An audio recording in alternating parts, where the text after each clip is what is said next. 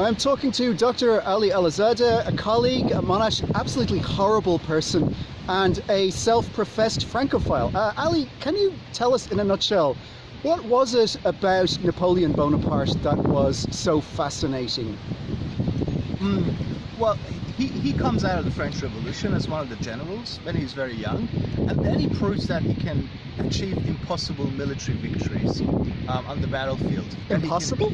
Impossible because he can defeat much larger armies, particularly in his campaign against Austria in 1796 to 97. He defeats much larger armies, and then he does something that's completely unprecedented. He threatens Vienna, the capital of the enemy, something that no French general had been able to do at that time. So it almost seems miraculous in the public imagination that anyone would be able to pull that off with a very tiny army of only around 40,000 soldiers who are extremely poorly provisioned. They don't even have shoes, some of them. Literally, they're barefooted French soldiers. They threaten the capital of the Holy Roman Empire and force the Austrians to surrender. So he's a military genius. He's an artillery specialist by origin, isn't he? And these just become almost mythical, these victories. Was he charismatic as a person? Depends on how you define charisma, but he was, insofar as he was younger than all the other generals, but he listened to them. He did not bully them. When he's a young general, he actually co-opts them. He wins over them by saying to them, look, you don't have to like me personally.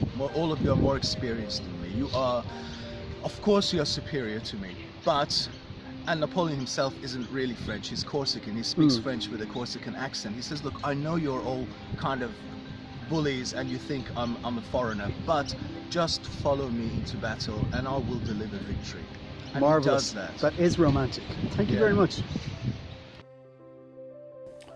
Approaching the tour of the Waterloo battlefield in Childe Harold's pilgrimage, we need to take on something of a contradiction. That Byron, this unique figure of public fascination, this unprecedented celebrity, was a fanboy. He was obsessed with Napoleon Bonaparte.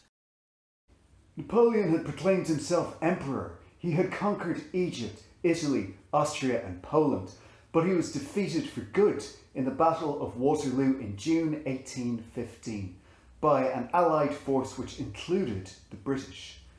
The novelist Victor Hugo describes the Battle of Waterloo as counter-revolutionary. It ended, finally, the French Revolution.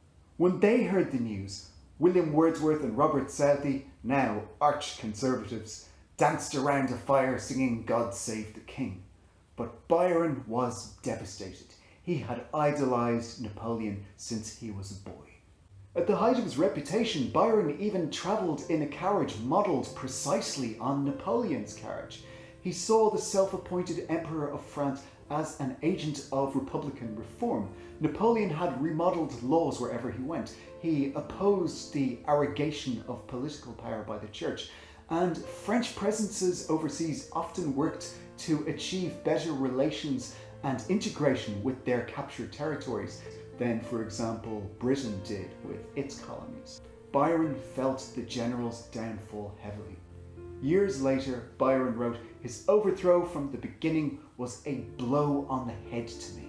In 1816, Byron wrote 5 short poems about Napoleon, some of which he pretended he was translating from French because they were so much in favour of Britain's enemy. Napoleon's story hadn't ended in the way Byron wanted it to. Byron felt that the general should either continue to conquer all before him or have the decency to die. I quote, "Napoleon would have ranked higher in future history had he fallen on his sword and finished his mortal career at Waterloo." Louis XVIII was installed as King of France, and Byron was dismayed by the resurgence of conservative politics in Britain following the defeat of Napoleon in 1815. And Byron wrote, quote, "Every hope of a republic is over." It was the end of certain political aspirations he had for Britain, as well as the downfall of a personal hero. A friend reported that Byron even contemplated suicide at this time. Like Napoleon, Byron would become an exile, and there was more at stake than a mere spectator's dissatisfaction here, something further than disappointed political principles. Byron saw Napoleon as his own double. Others saw the likeness too. John Keats, for example, wrote that Napoleon and Byron were alike, I quote, worldly, theatrical and pantomimical of temperament. Consequently, Byron saw Napoleon's failure, in a sense, as his own failure.